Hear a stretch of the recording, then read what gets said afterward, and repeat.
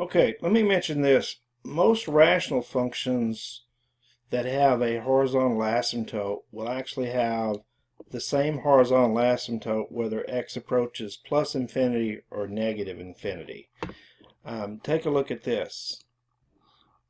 Here's the function that I was just highlighting here. Notice that as x goes to plus infinity, the horizontal asymptote is 4. See how the y values get closer and closer to 4. But also you have the same horizontal asymptote. See how the y values get closer and closer to 4 here.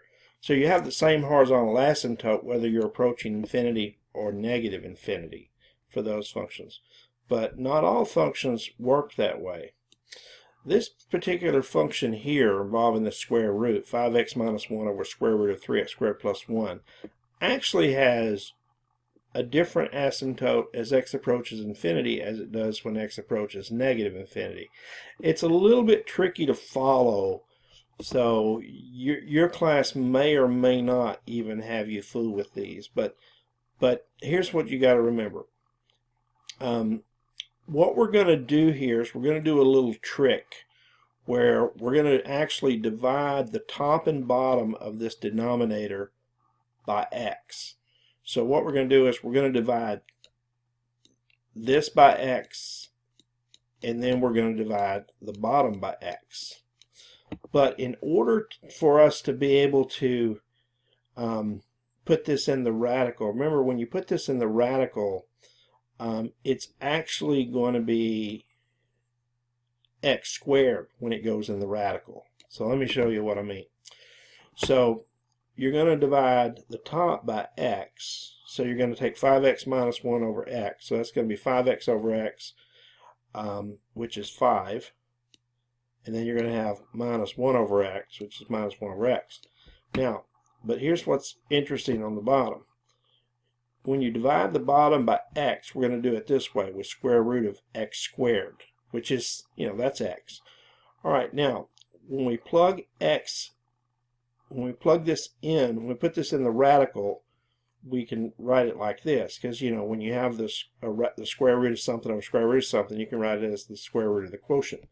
So now, 3x squared plus 1 over x squared, well, that's 3x squared over x squared, which is 3, and then 1 over x squared is just 1 over x squared. Well, now remember what we said earlier. We said that any term that has a power that has a constant over a power of x is going to actually go to 0 when x goes to infinity. So basically, this factor is going to go to 0, and this factor is going to go to 0. So what I'm going to get is I'm going to get 5 on top, and on bottom I'm just going to get square root of 3. So 5 over square root of 3. And if you rationalize that, it's 5 square root of 3 over 3. But anyway, that is a horizontal asymptote in one direction. Now let me explain something here. X was approaching plus infinity. So I needed a positive value, so that's why I used the positive square root of x squared. Now this is a little tricky. X is going to negative infinity. So when I plug x in, I've got to make sure that x equals a negative number. Well, in order to make sure x equals a negative number, especially when I divide the bottom, I'm going to actually divide the bottom by negative square root of x squared to ensure that I'm dividing by a negative number. So the top's going to work out just like it did before. 5x minus 1 over x, it's just going to be 5 minus 1 over x. But when I divide the bottom, I have to divide by minus the square root of x squared. But the minus is going to actually stay on the outside. So see, I'm going to keep the minus out here. And then I'm going to have on the inside 3x squared plus 1 over x squared. So basically, what's going to happen is you're going to get the same thing, but you're going to have this minus sign.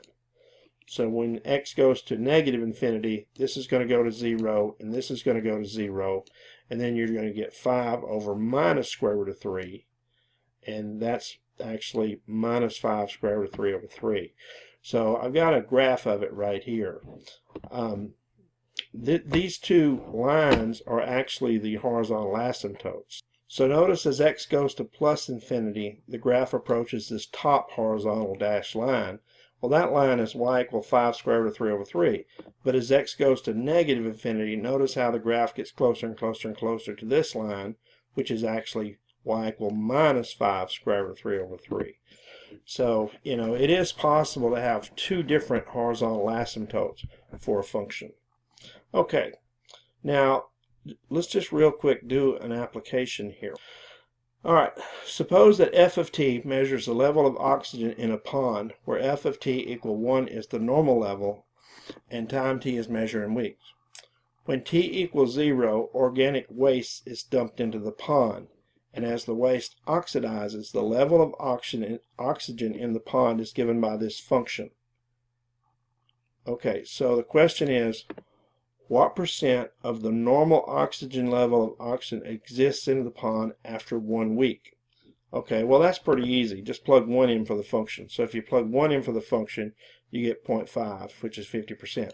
Then it says after 10 weeks. So plug 10 in, and you get 0.9. You get 91 over 101, which is about 90%. But then it says, what is the limit as t approaches infinity? So in other words, what is the what percent of the normal oxygen level exists as time continues forever? Well, notice that the degree of the top and the degree of the bottom are the same, and we're talking about the limit as x. Actually, I should have said t, but anyway, the limit as t goes to infinity. All right, well, remember, you just take the ratio of the lead coefficients here, 1 over 1, and so you get that the limit is 1, which is 100%. So as time goes to infinity, we expect the oxygen level to reach 100%. Now, a graph can approach plus or minus infinity as x approaches plus or minus infinity. For example, the limit of x to the fourth as x approaches infinity, you could just plug in a few large numbers and you'll see that this is going to go to positive infinity. And then if I said, well, what's the limit of x cubed as x goes to negative infinity?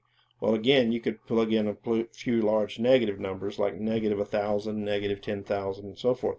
And you'll see that this is going to get bigger and bigger in the negative sense. So you're going to get large, say that in quotes, because large negative numbers are really small numbers, right? But you're going to get a large negative value. Okay, so if you want to know the limits of rational functions that lead to plus or minus infinity, here's a trick. There is a trick that we can do to actually figure this out. And let me show you what it is. Here, since the degree of the top is larger than the degree of the bottom, well, we know this limit is not going to be 0, and we know this limit is not the ratio of the lead coefficients. So how we can figure this out is look at the degree of the bottom. And so the bottom has an x squared term. So whatever that term's degree is, let's divide everything by x to that power. So since the bottom is x squared, I'm going to divide every term by x squared. So now if I divide x cubed by x squared, I get x. If I divide minus 1 by x squared, I get minus 1 over x squared. If I divide x squared by x squared, I get 1. And if I divide 1 by x squared, I get 1 over x squared. Now, what happens here as x goes to infinity? Well, these three terms, remember from that property earlier, a constant over x to a power, or these two terms, they go to 0.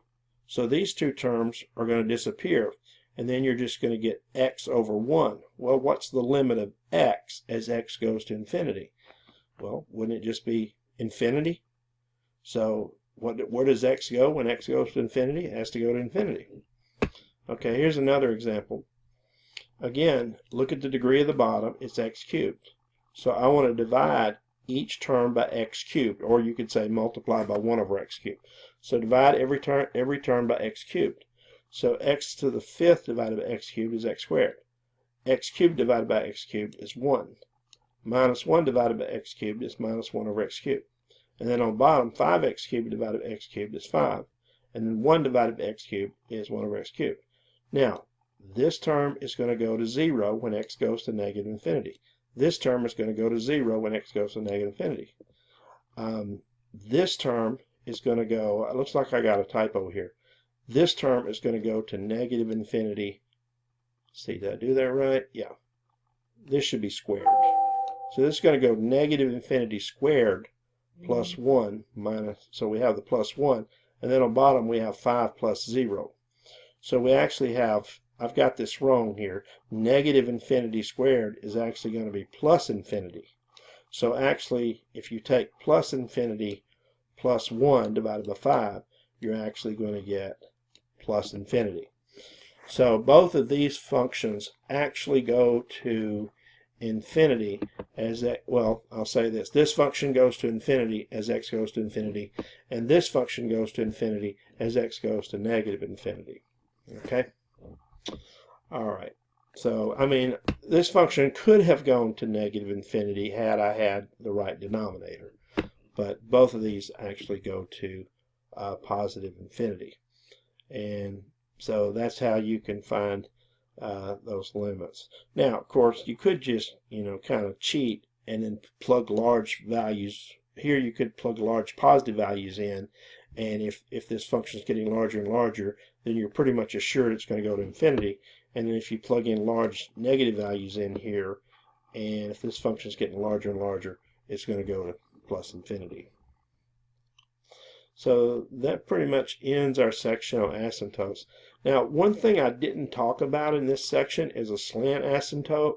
Let me just show you one of those real quick, just to throw it in here. Okay, let's review this function here, x cubed minus 1 over x squared plus 1. Now, what I did determine up here was that the limit of this as x goes to infinity is actually infinity. Now, if I had said the limit as x goes to negative infinity, it basically would have worked out the same way, but I would have had negative infinity right here. So the limit as x goes to negative infinity would be negative infinity. Now, take a quick look at the graph of that.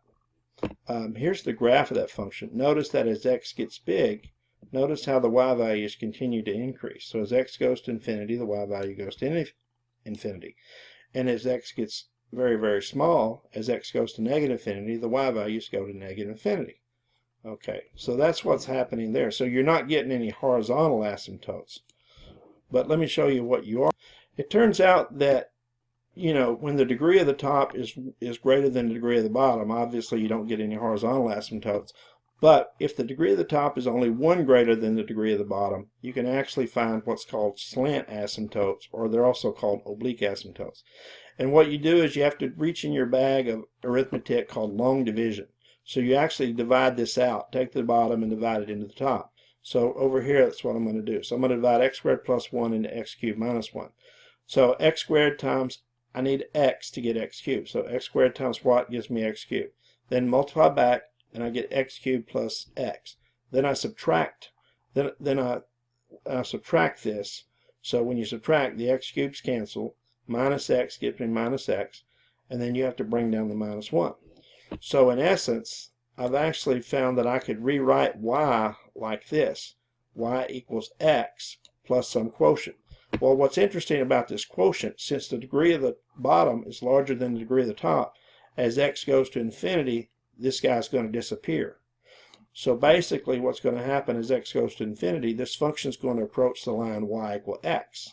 And actually the same thing is going to happen as x goes to negative infinity. This graph is going to approach the line y equal x. Let me show you that picture. So here's the line y equal x. Notice that as x approaches infinity, the graph still goes to infinity. But notice it goes to infinity by getting closer and closer to that line y equal x. And then if you go to negative infinity, the y values still go to negative infinity, but notice they get closer and closer to that line y equal x. So that's basically what a slant asymptote is. And again, I may have talked about this earlier, but I just wanted to make sure I mentioned it in this section. Okay, that pretty much ends the section on asymptotes.